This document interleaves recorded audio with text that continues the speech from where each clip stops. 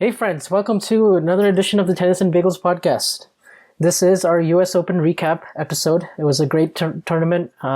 Ticket sales were through the roof. Numbers doing amazing. Obviously, with the first week being dominated by Serena Williams, and the second week really finishing off with a teenage major champion for the first time on the men's side since 2005, Nadal, and the first man to win the US Open as a teenager since Pete Sampras in 1990. And who better to have on the show right now to help me recap this than the one and only Steve Flink. Steve, how are you today? I'm good, Vansh. It's good to be back with you. And you're right, those were exciting developments that Carlos could bring back the success of the teenagers, which we were beginning to wonder if it ever would happen again. In fact, Sampras told me when we were doing the book, he didn't think it was going to happen again. It was a couple years back. Carlos wasn't even known at that point. We were speaking in 18 or 19, but he felt it might be too difficult for any teenager at that stage to get it done. It's a great accomplishment for Alcaraz, who, as you know, had not had a good run post-Madrid. It had been a frustrating time. Nothing disastrous, quarters of the French and a couple of clay court finals, but didn't play well on the hard courts leading up to the Open. And yet he got the job done exceedingly well in New York with 3 5-set wins, and then culminating with a 4-set win over Ruud in the final. So I thought it was a really positive development for tennis because he's such a bright personality, and we know that it's just a question of how many more. We know there will be many.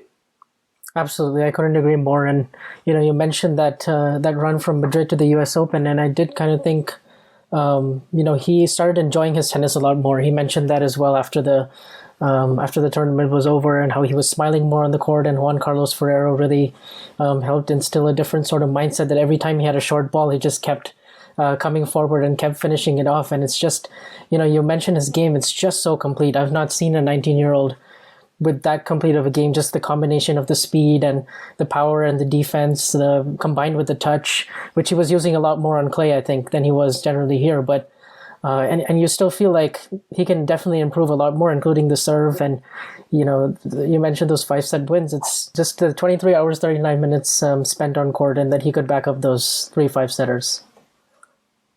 Yeah, and listen, I wouldn't say he was necessarily ever at his very best. That's what I find so encouraging and even exhilarating, because he had to will his way through some of those matches, as you know, and yet the well-roundedness that you described is indisputable. I mean, he's more complete than Medvedev or Zverev. I mean, he's much more comfortable with the net, to me, than either Medvedev or Zverev. Tsitsipas is close, but he has other deficiencies. I just don't see how, in the long run, and we can get to more of this later, because I know you want to cover the tournament, but to me, I don't see over time how the other guys in their 20s who've been at the top, the likes of Zverev, who was close to winning a major, Medvedev, who did win the U.S. Open last year, Thiem, if he can get back into the forefront, Tsitsipas, if he can recover from a deep psychological blow here at the Open. I don't see how they stay with Carlos. I'm not saying they never beat him, but I just think he has the distinct advantage over all of them in the long run, and perhaps even in the short run. And that's what I think was such a... That's why I was so happy that he won the Open, because it's the start of something substantial and the emergence of a great player. Yeah, I couldn't agree more about all the points. I really do think he's the real deal. I've always rated him extremely highly, and I think we're looking at, potentially him winning 10 to 15 plus majors. Like it seems realistic. Yeah, absolutely realistic. In fact, I would be surprised if he didn't reach your latter number. I honestly see him at the minimum at 15, because he's 19 years old, and because there are going to be years. It's hard to imagine there won't be years when he wins 2, perhaps 3, when he gets to his peak. And hard to see a year going by, in my mind. I mean, it's possible that next year he reacts to the pressure and doesn't get one, but I would be surprised. So I think that I look at this next 10, 12, 14 years, and if he's injury-free, I don't see how he's not, in that range of 15 and perhaps above, because he's obviously so ambitious and so gifted. And when he starts piling them up, his sense of history is going to kick in. And he's going to be looking at the others and wanting to see how close he can get to this big three now, and obviously to Pete at 14 as well. That would be the first barometer. So I just feel like he's headed for really lofty territory. Yeah, absolutely. Don't have much to add there. I was going to say just a little bit we can start with the final, just because Casper Ruud getting to two major finals was certainly not something I was predicting in 2022. And he's really shown me good improvements really in the past 6 months. Obviously, he made the final of Roland Garros, but I've seen a lot of improvement in his game and just generally from Miami and from the clay season, which wasn't that great until Roland Garros. But I've just seen more or less the improvements I've seen is just a better backhand overall. I feel like his return of serve, he's really shortened up that swing. He's I see a steeliness and a grit in him that I didn't see before, in a certain way that he constructs the points and he sets up his big forehand. I think the serve has improved a lot. I think he's gotten a lot better at the net. Certainly wasn't the most formidable of the two in the final, but certainly it paid off in his other matches against Hachinov for the tournament. I can't knock him for the final though, because it was a very competitive match, and he did a great job to come back after losing the first set to win those last 4 games of the second set, and then the third set was so intensely competitive, and obviously it came down to a clutch hold from Alcaraz, saving 2 set points at 5-6, and then sweeping through the tiebreak 7 points to 1. So I think that I thought Ruud acquitted himself quite well in the final. Oh yeah, totally. But to back up your earlier points, I remember watching him in the spring and feeling like the backhand was very vulnerable. Now it's not very vulnerable at all. It's still a weaker wing for him, but it's much better than it was. As you say, he returns well now, and I think I believe he thinks of himself differently. He's thinking the same way you are. I'm better than I thought I was. And so earlier in the year, I think he would have been satisfied to have his French Open final and make a decent showing here. And here, I think maybe he comes away even a little disappointed that he couldn't grab an opportunity, even with the utmost respect that he has for Carlos. So, yeah, great achievement for him to be in 2 major finals, particularly in this one, because we've thought of him heretofore as more of a clay court player, and now he's starting to prove his value on the hearth. Yeah, absolutely. And of course, you look at that.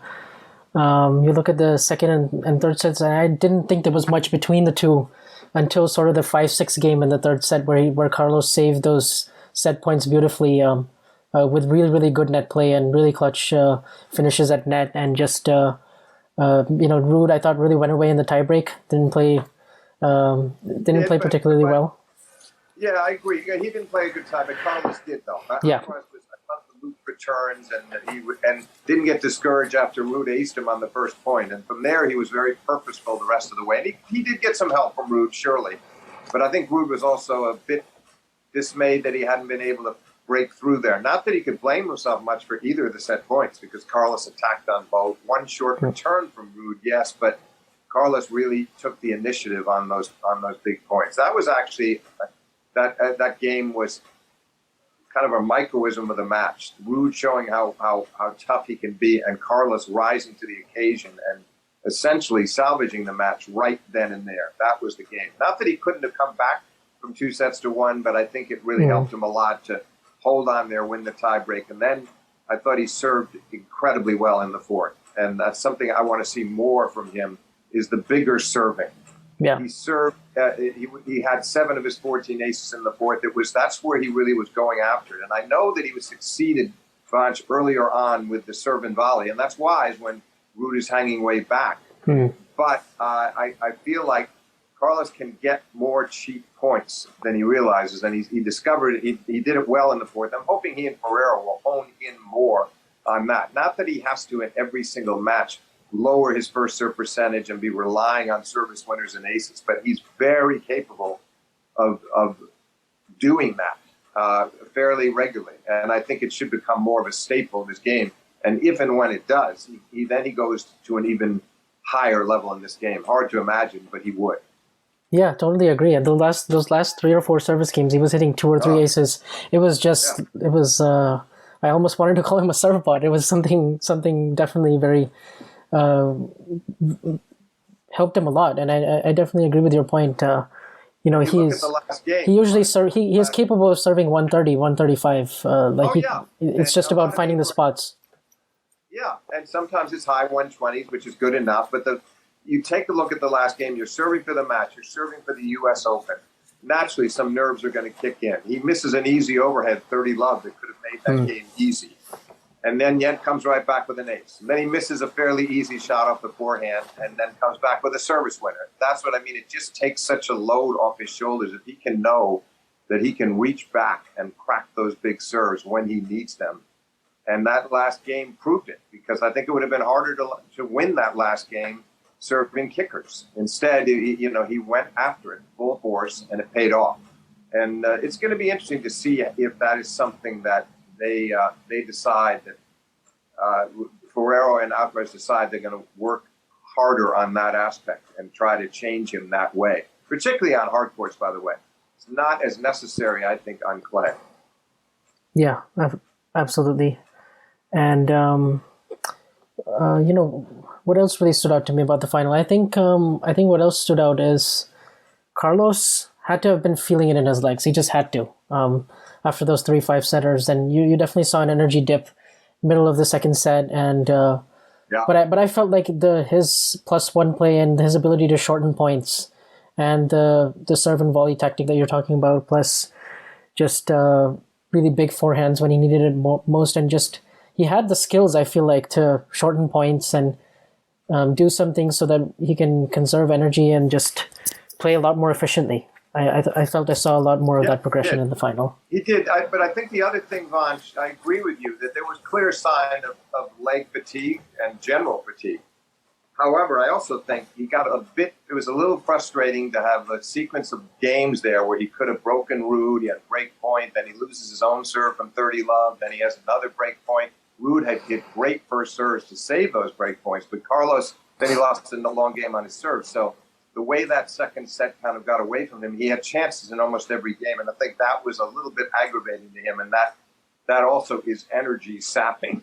Yeah. And then again, even after he got the early break in the third, he's up 2 love with a break point for 3 love, and Ruud got out of that, and then that set became quite a tussle. So I think he really had to fight his way past the fatigue through that portion of the match. But boy, did he ever. And then he had great strength and vitality in the fourth.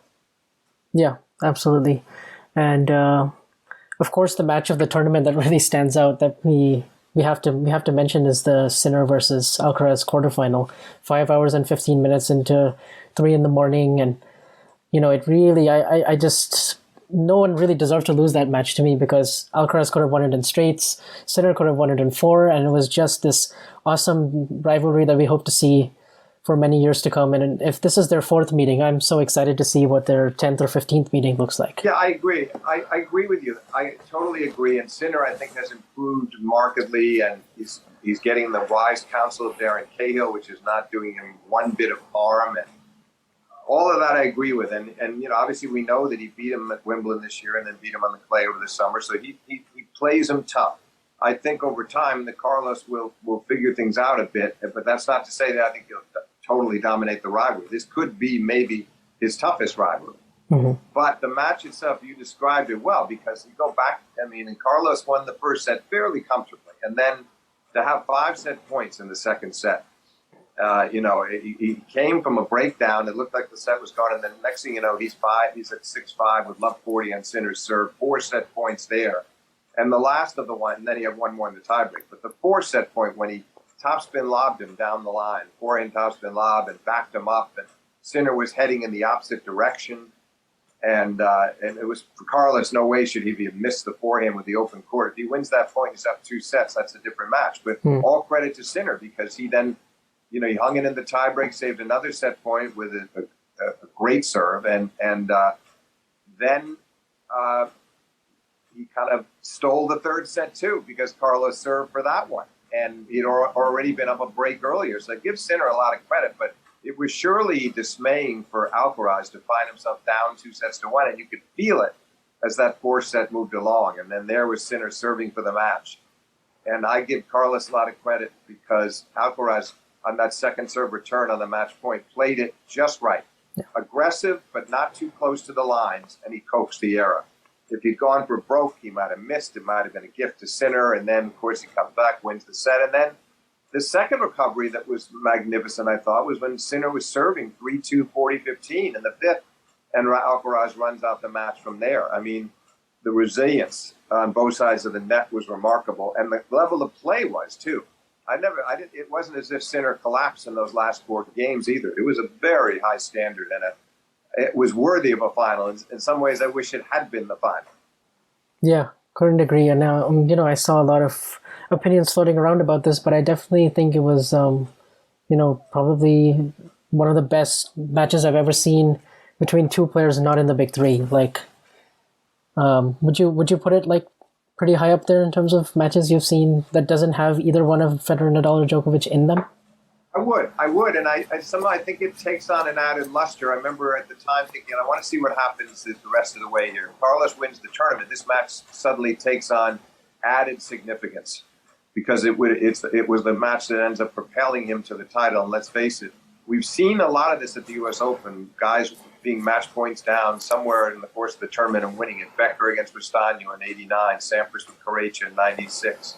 We saw it with Roddick against Nalbandian in 2003, and we saw it with Djokovic in 2011 against Federer, saving 2 match points, and finally Stan Wawrinka pulled off that feat in 16. So it has happened a bunch of times, but this one takes on, we know that Alcaraz is going to be I believe he's going to be an all-time great, and therefore this match, we will look back on it, and I have to say, it'll have a special place because the standard was high, and it led to a major. Well, if Alcaraz would have lost and didn't have a major yet, I don't know how we would have looked at it in quite that light. But now I do, and I think it was extraordinary. And when we look back on his career, that match will probably be listed among his most important triumphs, and maybe one of the highest quality matches played, at least in the early part of his career, in saying that the 19 to 22 phase of his career. That one will be right up there. Yeah, of course. And Alcaraz, obviously, he still has some issues in converting breakpoints. That's definitely some area that he can definitely improve in. Especially that was evident in his losses before the Open and also in some of these matches. Just sometimes I feel like he misses too many second serve returns, or sometimes he just goes for too much of an ambitious shot when I feel like he's better off making the opponent miss. Couldn't agree more, Vansh. And that's why I was so impressed with the way he handled the match point down against Sinner, in that he didn't go for too much. He was aggressive. He measured it well. You're right. There are other instances where he doesn't do that, and opportunities elude him, and matches become tougher than they need to be. And sometimes it's not even just break points, it's leads. I mean, for instance, the semifinal against Tiafoe. I have the utmost respect for what Tiafoe did in this tournament, to beat Nadal, follow it up, and have that wonderful win over Rublev again. So here he is in his first major semi, and he put on a really stirring performance. But it looked to me like after the first set, which was very tight and came down to an 8-6 tiebreak, we saw Alcaraz come back 6-3 down. He did wait. I thought he wasted that a bit too, by the way. That he's 6-3 down in the tiebreaker, back to 6-all, pulls the backhand wide.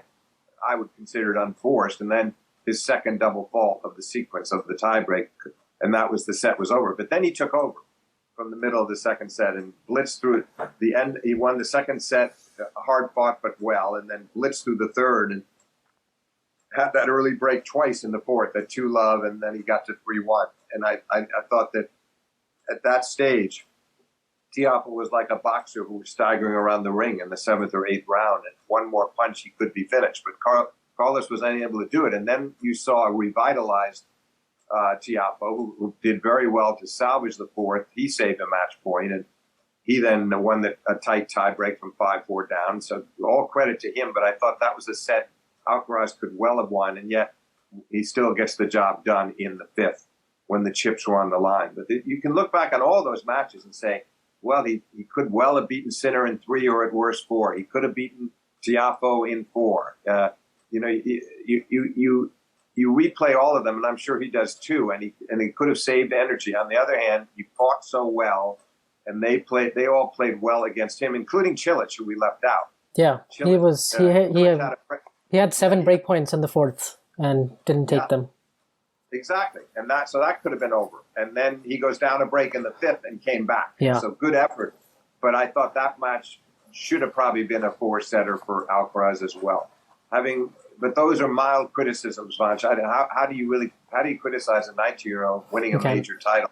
You can't. It's just that these are things that he can learn from that will make him even better in the future. And I think that will make him an even more formidable match player if he can take the lessons from those contests and move into the future with it. Yeah, absolutely. And I heard Juan Carlos Ferrero say he's at around 60%. He's at 60% of his potential, and maybe some of that is I don't know what to really read into that, but that feels really scary for the rest of the tour. Yeah, I mean maybe that's a little low, but I don't think he's way off. I don't think he can. I wouldn't say he could be anywhere above 70% of his potential, and that too is scary. And I think the other guys know it. By the way, I think they're really aware of it. They realize how young he is, and they know how versatile he is. I mean, you take a look at somebody like Medvedev or Zverev, and they're great players, but I don't feel like they're necessarily that flexible. They both can defend really well. They have obvious strengths. But with Carlos, you feel like the transition game and the variety off the ground and the ability to serve different ways and hopefully to serve bigger in the future. I just look at all these things and say, wait a second, he's going through a transformation in his career, and he's going to start adding layers to his game in a way that I don't think that they can. And if I'm right, then he's going to be skyrocketing through the future. Yeah, totally. And last off season was interesting because he finished the year around 32 or something like that in the world, and then we saw an amazing physical transformation. He became a lot stronger, a lot more muscular, and they clearly worked on that during the off season for 3 months, and that's why he managed to schedule in a way that he didn't play anything before the Australian Open. But now I feel like that improvement has been done. The progression from boy to man. So now it's going to be they're going to focus a lot more on the serve, I think. And if they start doing that, then watch out next year, right? No, you're right. And I, as you were saying that, Vance, I'm thinking back to the Open a year ago when he beat Tsitsipas in that incredible 5-set match in the first week that sort of was his announcement to the tennis world in a way of what his future would be. But then by the time he got to Felix in the quarters, you could see he was so beat up. Now, he got hurt. He had a leg injury. I understand that. But he was more susceptible to that then. He's had a few niggling injuries this year, too. But there's no question he's in decidedly better shape than he was. And that really made a difference in him getting through this tournament after so many arduous matches leading up to the final. Yeah, absolutely. And I also think like one more component that makes Alcaraz so interesting is I feel like he's raising the bar for the rest of the tour in a way that some of these matches that you're seeing players play above their potential, if that makes sense, because he's bringing out the absolute best in them. And he has that aura right now of, similar to one of the big three members. Yeah, he absolutely does. And look, I mean, obviously we know that Rafa came into this tournament a little beleaguered and hurt and not sure about his abdominal, and it seemed to show in his play. And Novak wasn't there, and Zverev wasn't there. I understand all that, but I don't really think, frankly, that he needed a lot of help.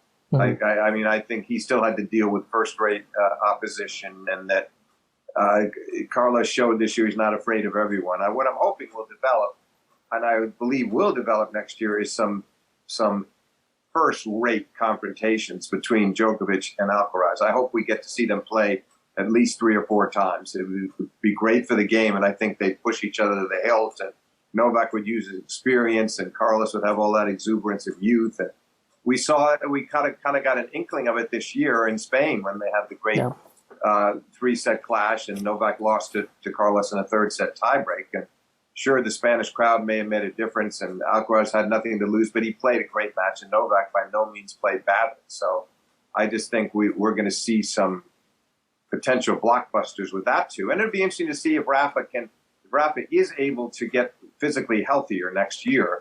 Again, some of the battles that he will have now in the latter stages of his career, say over the next year with Alcaraz, because you want to see those two legends play this kid a bunch of times over the next year or two. It would be great for the fans.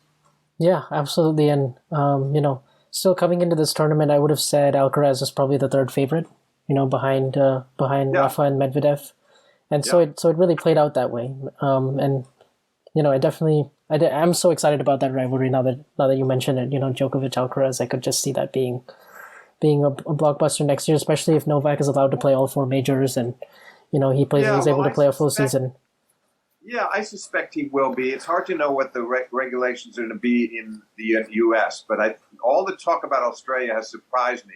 A lot of people assuming that this 3-year ban on Novak will be imposed. I don't think it will be, because I think that the government would then be showing sort of some vindictiveness in a way. They know what happened this past year, and it seems like they are changing their rules somewhat. And I believe that I think there's actually a pretty good chance he does play Australia, and I don't think there'll be any impediments for Paris or Wimbledon, most likely, and we'll see what happens here. So with some luck, he will be out there more next year, and then that'll give us more of a chance to see those two play. And in an odd way, Vansh, I think that kind of a rivalry at his age, Novak turned 35 this year, he'll be hitting 36 in May, that would really spur him on. He's in such great shape, but the idea of having this young rival as opposed to his enduring rivalries that he had with Rafa and Roger, and he's played and granted, he's had recently an interesting series of matches with Medvedev and some good ones with Zverev, but this is the one that I think would excite him the most, fending off youth and trying to show that he's still the best. And I think it would bring out the best in both players. Yeah, absolutely. And of course, with this result, Alcaraz is now the youngest ever number one as well. Obviously, it means more to get to year-end number one, and looks like he's in really pole position to do so. He's playing 4 more tournaments and Davis Cup right now as we speak. But he's playing a couple of 500s, I believe, in Basel and Nur-Sultan, and then playing Paris and playing the ATP finals. So it looks like, especially with Rafa probably not playing as much, and Djokovic not playing enough, and Zverev and Medvedev, not really close, it feels like he has a very good chance to clinch this. Yeah, good assessment. I think Djokovic lost his chance when the points were taken away at Wimbledon. He needed those 2,000 points, and then he might have had some kind of a shot here.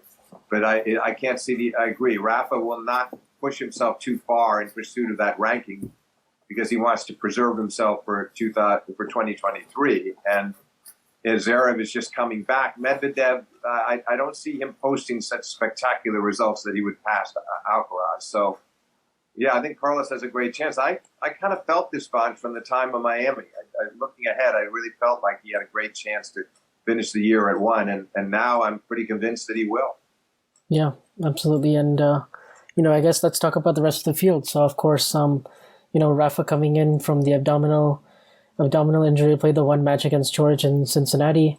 Definitely saw a different service motion coming into this tournament, and that was definitely something I wanted to follow closely because he had a lower ball toss. It looked like he was still feeling some discomfort with the ab. It didn't look right to me at all against Hijikata. Down 6-2, 4-2 against Fognini, and Fognini kind of went away from there. And then the match against Gasquet. Gasquet has an 18-0 head-to-head, so you can't really read too much into that. And then obviously Tiafoe plays a 4th straight match, but then I thought Rafa really went away in the 4th. So, well, I don't know. I entirely agree with your last point about going away. I agree that he maybe let it get away a bit because he had 3-1, and I thought he still fought hard, but he got frustrated, and Tiafoe hung in there and didn't concede the set. It was wise. If it had gone to a 5th, Rafa might well have won it. But I do agree with all the rest of what you said. He never really looked like himself. The other toss was a bit lower.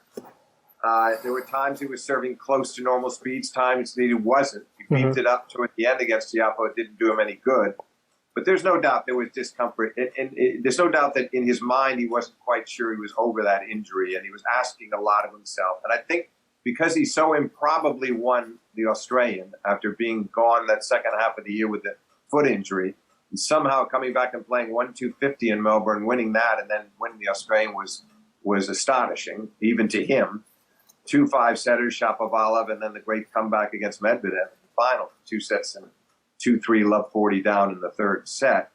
And then he goes to Paris, and as you know, Vansh, that was also not his likeliest Roland Garros triumph in light of the fact that he'd been hurt during the clay court season, walked off injured after the Shapovalov match in Rome, and then there he is in Paris getting injections every day and getting through the tournament.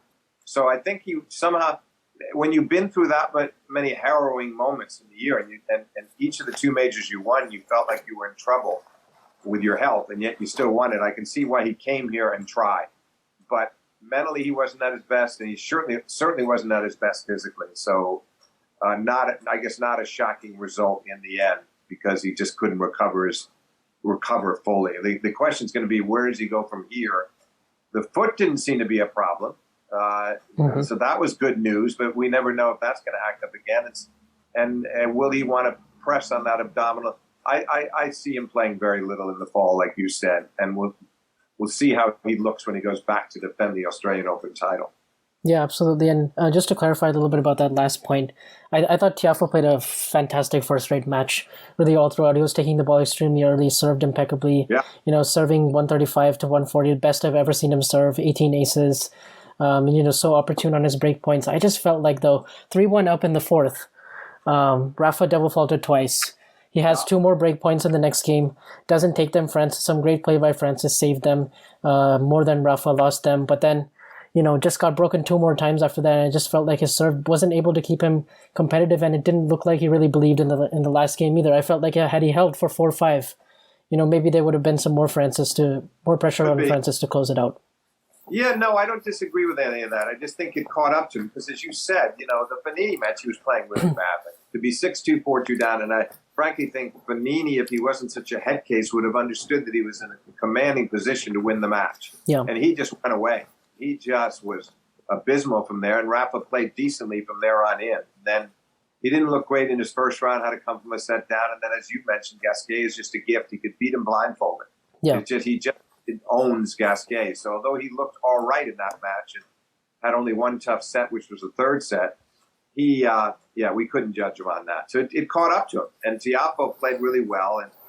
And I think that Rafa could have given him a bit more credit in the press conference because, as you said, it was very high-level stuff from Tiafoe. So even a healthy Rafa might have struggled some, but maybe the healthy Rafa wins in 4 instead of losing in 4. Yeah, for sure. And Tiafoe, the whole tournament, really, I think for me, it started with actually the Schwartzman match. I caught a little bit of that, not the whole thing. But he was really having to grind Diego down. And, Diego broke his serve more times than, like you would expect, because he's such a first-rate returner. He just doesn't hold as easily as some of the other players. So for him to get through that grind fest, and, it was straight sets, but it was a very, very tight match. I just felt like he was going to be very dangerous throughout the rest of the tournament. And then what impressed me more was how he backed up the Nadal win against Rublev, because obviously he'd beaten Rublev here last year, 6-1 in the third round. But this was he played at another level. I felt like he just, with the options that he had and the tie breaks that he played, he was just so good all around. That was the key. Winning the first two in tie breaks, it kind of discouraged Rublev. I didn't really think he could make the comeback, and he's a little bit vulnerable mentally to begin with. I always worry about him because he's so frantic in the way he looks at his box and his entourage and just gesticulates, and he's just bending, but it always seems so negative. It's always like the weight of the world is on his shoulders, and how could this happen to me? So when he got down 2 sets, I didn't like the feeling for him, but all credit to Francis because he played both tiebreakers brilliantly. So it was, and you're right about this. Schwartzman match was hard work, but he handled it, and I just think that it was a stepping stone in his career. The question is going to be, what will he do with it? I think he has a chance now to try to make a move toward the top 10 in the world if he really commits himself. I don't necessarily think he'll ever win a major, but I wouldn't discount it. But I do think he should be winning more tournaments, going deeper into some of these tournaments, and he should use the fall to really try to get his ranking up as high as possible and get the best possible seeding for Melbourne. Yeah, I always felt like a result like this was coming, though, because he's had a lot of close losses. Like he only has one title, and he's made finals, but he has these close losses. Like I think back to the one at Wimbledon against Goffin. That was a match he had a lot of chances to win, and then the Tiafoe versus Kyrgios in Washington, where he had 5 match points. So he has kind of moments like this, and I feel like best of 5, he's able to weather it a little bit better. But I kind of agree. I see him like pushing for a top 10 position, like maybe challenging Taylor Fritz, who's currently the number 1 American. I could see it really good. He should. Yeah, he absolutely battle should. there. And I think it's important for him to put together some good, consistent tournaments in the autumn here because it's a real opportunity. And then that can carry him with confidence into the beginning of next year and try to make a go of it at the Australian Open. So exciting for him. And, I think he had such a fervent crowd support that night, including from the former First Lady, Michelle Obama, who sat there and watched the entire match. Yeah. From the president's box, and I'm sure he appreciated that. There was a photo of the two of them that circulated later that I think she put on her Instagram, and he just had enormous, and he was very classy, by the way. Yeah. To do the interviews, it's rare that the loser will do it. He did the interview on television and lauded Carlos, and then mentioned that he thought in the next couple of years he was going to come back and win the tournament. That's just what you want to hear from somebody who lost a hard-fought match, that he's not discouraged, but start off by giving your opponent his due, which he clearly did. Yeah, absolutely. Really classy guy. Some of the other upsets, I guess, throughout this men's tournament. The first day, actually, right, when Serena was playing against Kovinic, that time it was Taylor Fritz against Holt, and it was Tsitsipas against Gilan. Now, the Tsitsipas result, I'm going to need a little bit of help because I wasn't exactly, I wasn't really, I was just following the scores because I was interested in the Serena match. But I saw he went down 6-love, 5-love, and I did hear after that he got some treatment on his elbow, and the third and fourth was more competitive. He was up a break in the fourth. I thought it would go to 5. But it's just, how do you explain a loss like that? Because he's coming off of a really good performance in Cincinnati. Okay, he lost the final to Coric, but you would expect much more from him here, right? Yeah, and he beat Medvedev in that tournament too, so it wasn't totally discouraging to lose the final. I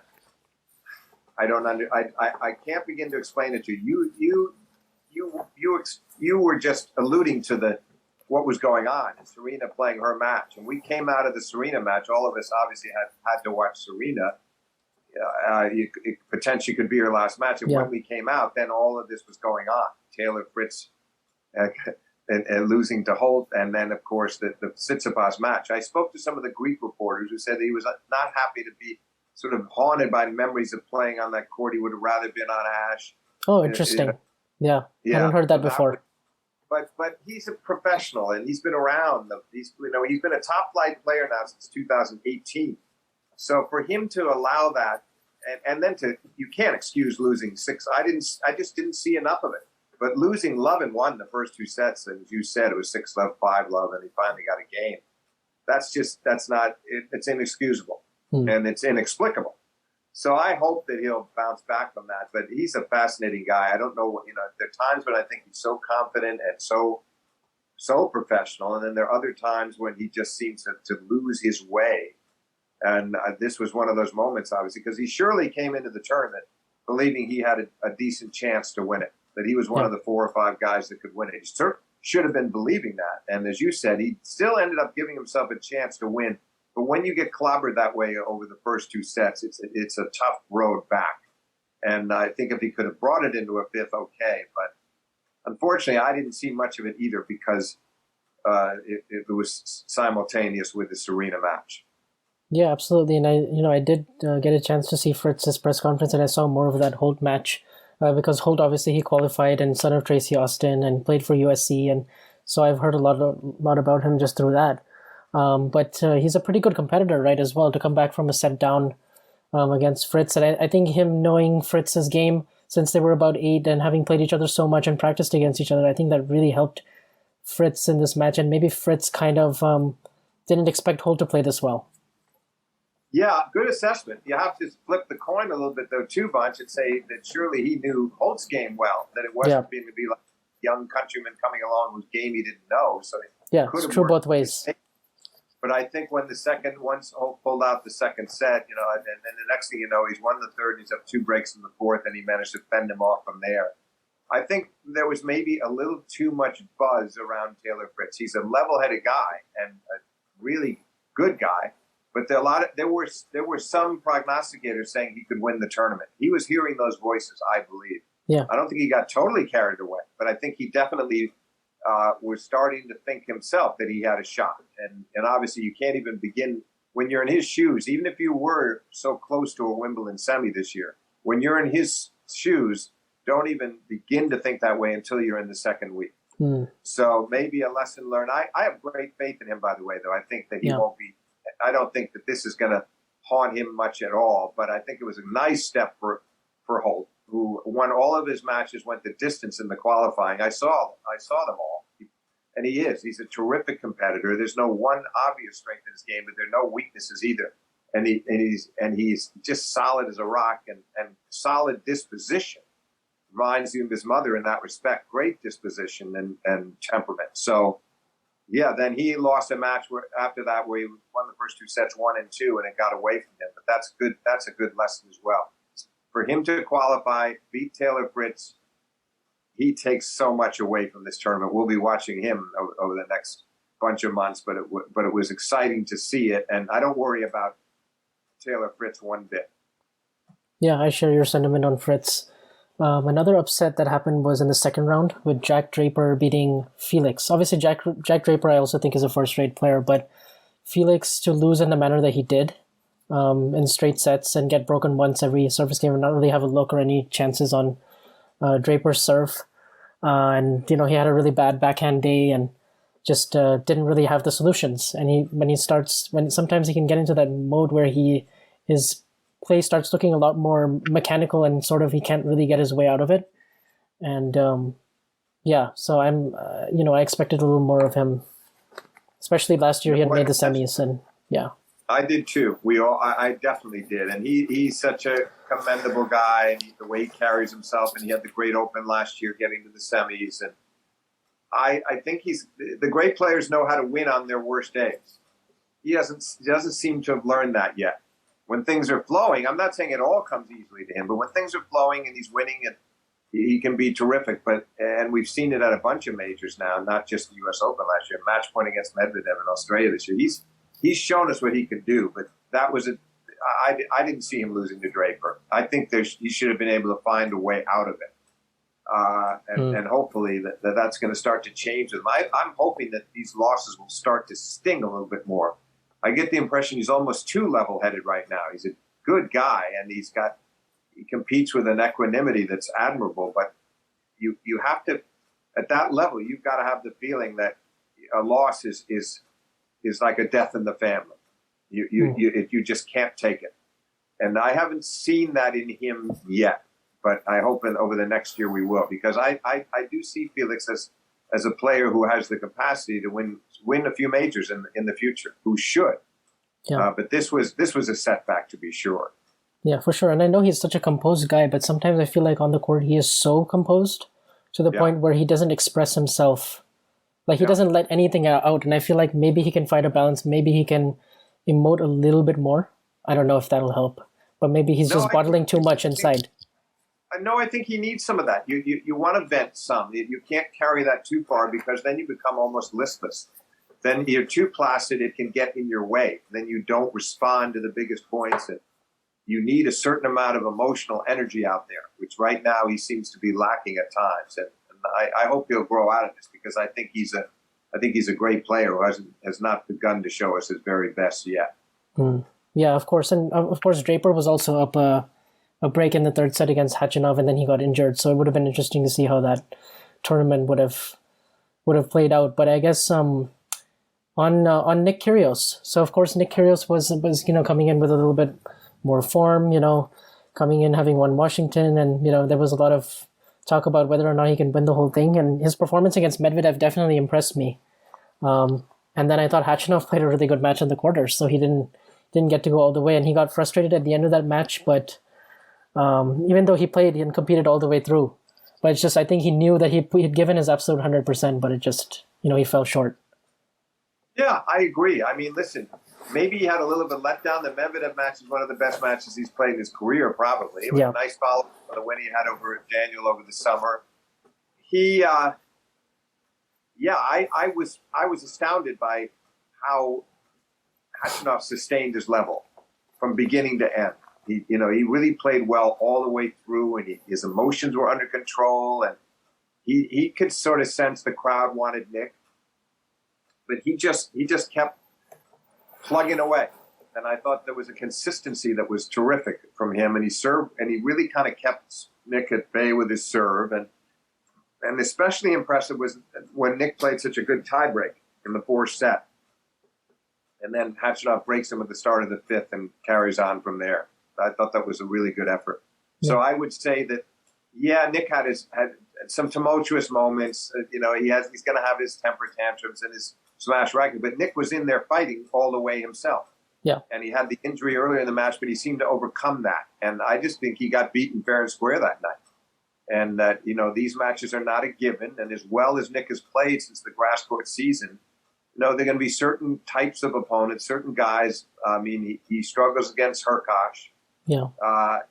There's certain players, and Khachanov really that night matched up really well against him and just did his job exceedingly well. So I really thought, and I would have to say he won it more than Nick lost that match. It was a fine performance. Yeah, absolutely. He served amazingly, like 30 aces, and Nick didn't have many looks on return, and he stayed with him all the way through.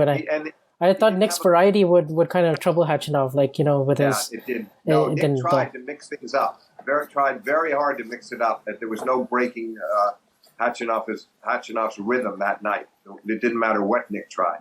Some ways I think he would have been better off to maybe slug a little more, but I understood what he was trying to do because you could see that Khachanov was feeling the ball well, controlling it well, and you had to do something to kind of get in his way. But Nick never was able. In the end, he lost the battle even more from the backcourt than he did on serve. Mm-hmm. Yeah, and then of course, Nick played superbly against Medvedev, one of the best performances of his career. But did you feel like Medvedev could have done something differently, particularly in the last two sets? Did you think he was a little too predictable with his serving? His second serve to the curious backhand. Yeah, he gets way too predictable with his serve, and I get worried on certain nights about his forehand. It's such a kind of a funky stroke, the backswing, and things have got it. There are times when that forehand can go off. I have much more belief in his backhand, but yeah, he was way too predictable the last two sets serving, and then Nick really picked up his own serving, and the combination of the two was deadly for Daniil, and it was interesting. You wouldn't have thought it would play out that way after that incredibly close first set that went down to the wire in the tiebreak. So, I mean, and it was a good thing for Nick that he won it because obviously Daniil comes back to win the second when Nick kind of got a bit. That was the only kind of sloppy patch in the match was Nick in the earlier stages of the second set putting himself down 2 breaks. But I thought those last 2 sets were gems. And you're right, Daniil contributed with his predictability, particularly on serve. He just gets too robotic. It's a great serve, but I feel like it could be better and it could be more deceptive. And after a while, he wasn't fooling Nick at all that night over the last 2 sets. Yeah, absolutely. And he did make some adjustments, right? He stood up closer on the baseline on the return. Yeah. I think we were talking about that. I like that a lot. I love that. I thought that was true. I was noticing it in the first set. I thought this is good because he didn't want to do that. He wasn't even inclined to do it when he played him over the summer. But here he was adjusting and actually returning well from closer in. But then later on, he wasn't returning nearly as well the last 2 sets. So maybe Nick also served a bit more accurately. There were some other factors that weren't Daniel's fault. But I thought he did some very, very impressive returning in that first set from much, much closer in. Yeah, I think as we go to the indoors, maybe with the pressure off, maybe he'll start feeling a little more, back like his old self, like he was in Australia, because he did kind of have this period where in 2019 he was really hot for the end of the season, and then sort of 2020 you couldn't, maybe really see it fully with the pandemic, but it took him a while, and then he kind of went on his hot streak. But it'll be interesting to see with him and Djokovic back playing, and how much Nadal plays, and then Alcaraz in there, and the other contenders. I'm curious to see how it plays out in the fall. Yeah, I agree on all that. I think just a quick final word on Medvedev. I worry about the moodiness. You're right, because you're alluding to those periods like in 19 when he gets on the hot streak, and then he's feeling good about himself. Everything is working. He doesn't seem to want to miss a ball. But then when things start going off a bit, and this has been a tough, long season for him, and I still don't think he's fully recovered from the Nadal loss in Australia. I think his year might have been very different if he closed out Rafa in the Australian Open final. Mm-hmm. Yeah, absolutely. Of course, now we should switch over to the women and talk about Swiatek, because Swiatek, similar to Carlos at the end of the clay season, was 4-4 after the French. Obviously, she was on a Right. 37-match winning streak. She had won 6 titles. There was all of that. And Right. she'd shown her prowess on hard courts before, right, in Indian Wells, Doha, and Miami. But now to see her win when she's not at her best on hard courts in each of those last 4 or 5, even the Pegula match, all those matches that she was able to win, it was just so impressive to me. Like, so seeing her win this particular title. Was it? And precisely for what the reasons you just described, I thought the series of long, hard struggles leading up to the final, and Ons Jabeur playing some first-rate tennis herself, I thought, I thought Ons might be able to win that match in 3 sets in the final. Yeah. Maybe if she'd gotten to a third, she would have won.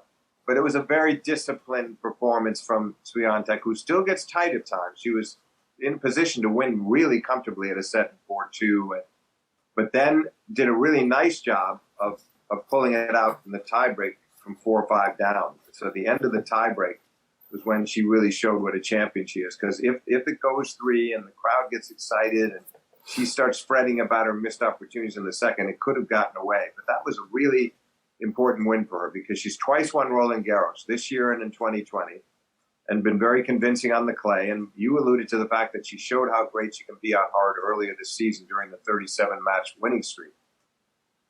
So for her to come back after a really lackluster series of tournaments following Roland Garros this year and win her second major of the year and get her first on hard courts, very significant step for Swiatek and impressive. Yeah. And of course, you and I, we talk a lot about continuity in these majors. I thought that was a good step forward in this because Jabeur obviously is the clear number 2 this year. And for her to back up her Wimbledon final and get here, that was impressive for me because she's always been better on the natural surfaces. But so to see her put it together on hard court and really challenge Swiatek in that second set, because obviously we know Swiatek's record in finals is like impeccable. She barely loses more than 4 games, and she's won 10 in a row now. So I thought that was good. It's remarkable. And I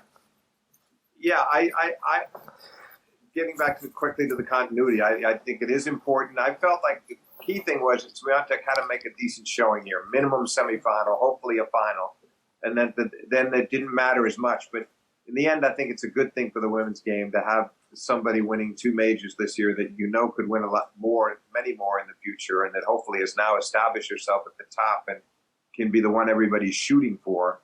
And I think it's going to change her outlook. I think it was definitely healthy for women's tennis. Not to mention Ons being in a second straight major final, as you say, has kind of established herself as the second best and has nothing to be ashamed of. I mean, in this case, she's playing the best player in the world. So it would have been a great win if she can pull it off. But I still think she'll get there. She's so versatile. She's so complete and such a joy to watch, and all the touch, all that finesse and enough power and a very good serve that she'll get there in one of the majors soon enough. But these 2 finals are not going to discourage her. I mean, she needed to make her mark in the majors, and now she's done it. Yeah. What did you think of her performance against Garcia? Of course, was another informed player, having won titles on all 3 surfaces and won Cincinnati, but and was on a tear here. But obviously Garcia overwhelmed by the occasion. But I thought Jabeur played exceptionally well with her spot serving and never let Garcia back into the match. So that was amazing. I totally agree. She never faced a break point, and Garcia didn't want to adjust her return position. She'd been so inside the baseline against everybody the whole tournament, didn't want to change it. Garcia had been terrific. I had watched her beating Risk and also Coco Gauff, and she was looking terrific. I thought she was capable of winning the tournament, and Ons just shut her down. And the serve was really the key. And I thought that was a really good performance. That's one of the reasons why I thought it could possibly carry her through the final. But she did a nice job. And Garcia had a great tournament. And I think we're going to see more good runs from her as well. She's very emotional, but I just think she's a great player to watch. With the aggression and the forehand. And her serve is underrated, very underrated, although against Ons put her under a little too much pressure. So it didn't hold up as well as it had in the previous couple of matches. But I was very impressed with Garcia overall and thought she had a good tournament.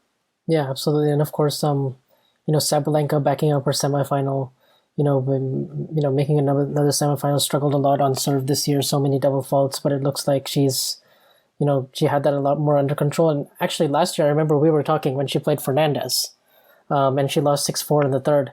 And you and I both said that, it was 60-40 that Sabalenka lost that match.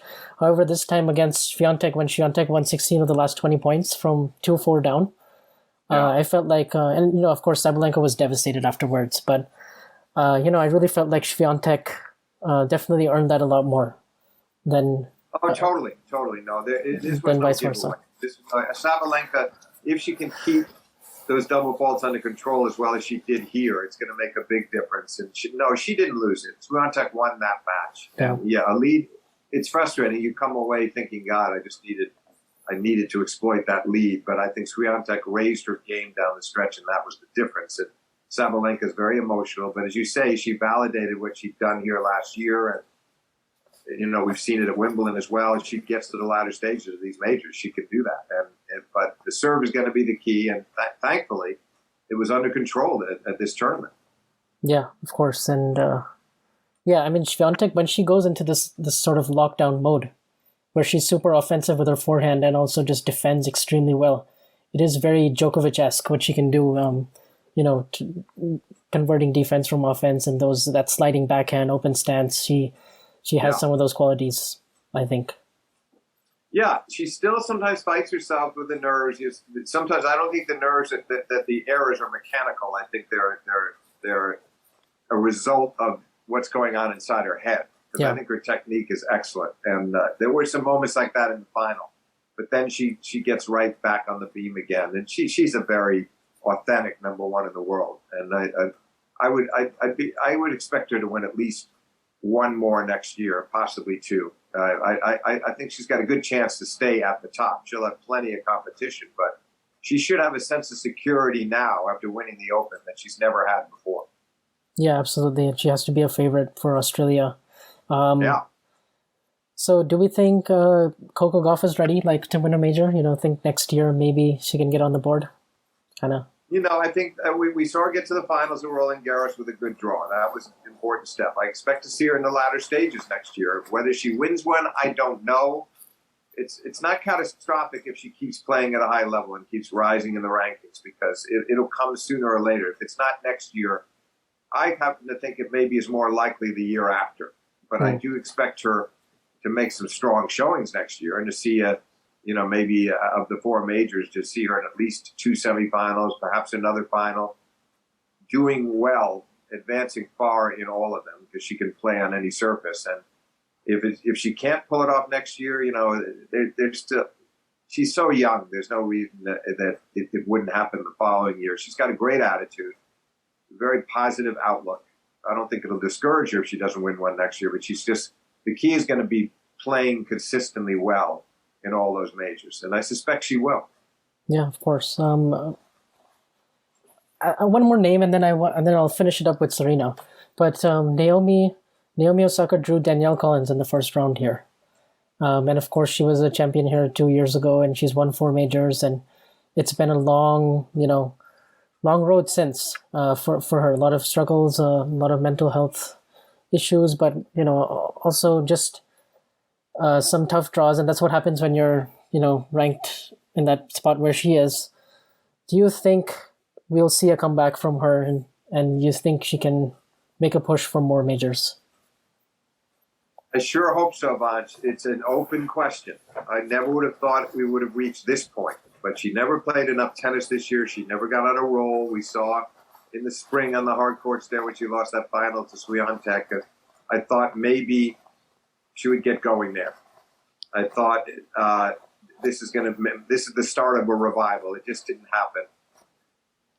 I don't know. I think next year is going to be pretty critical, and I just hope she makes a full commitment next year, because otherwise things could kind of spin out of control for her. I just mean in terms of having enough belief in herself to get her ranking back where it belongs and get better draws again. That was a tough draw for her.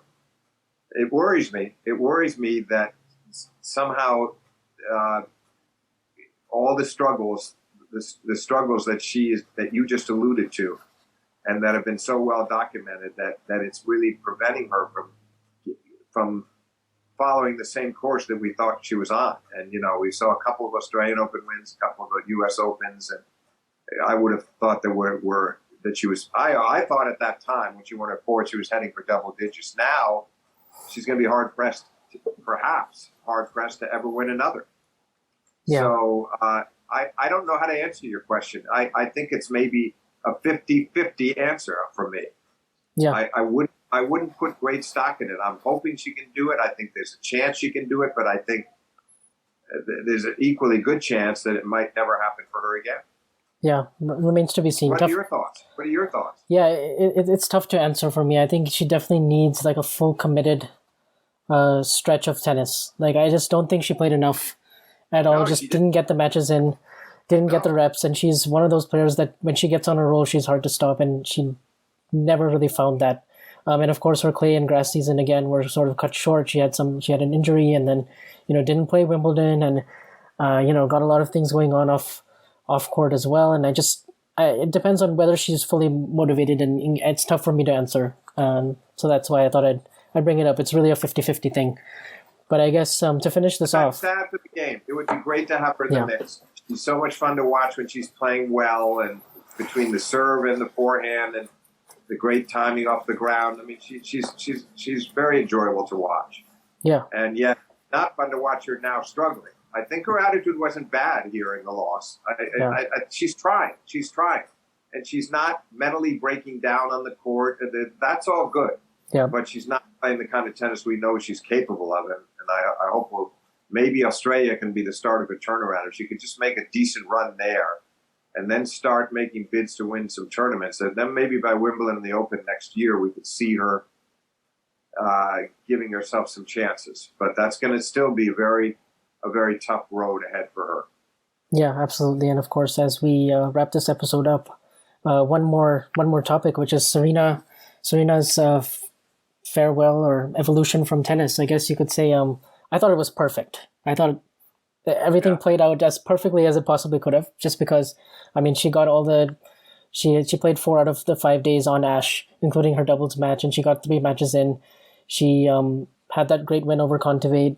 It reminded me a lot of 2006, Agassi when he beat Baghdadis and then, lost a close next round. And I thought I learned so much about Tomljanovic, and I learned so much about, I thought it was just perfect how the match ended, because we saw vintage Serena in the last game, and we saw the longest ever match she'd played, and she kind of left the door open at the end. Just, what were your thoughts on the whole thing? Yeah, I agree. It was never realistic that she was going to win the tournament.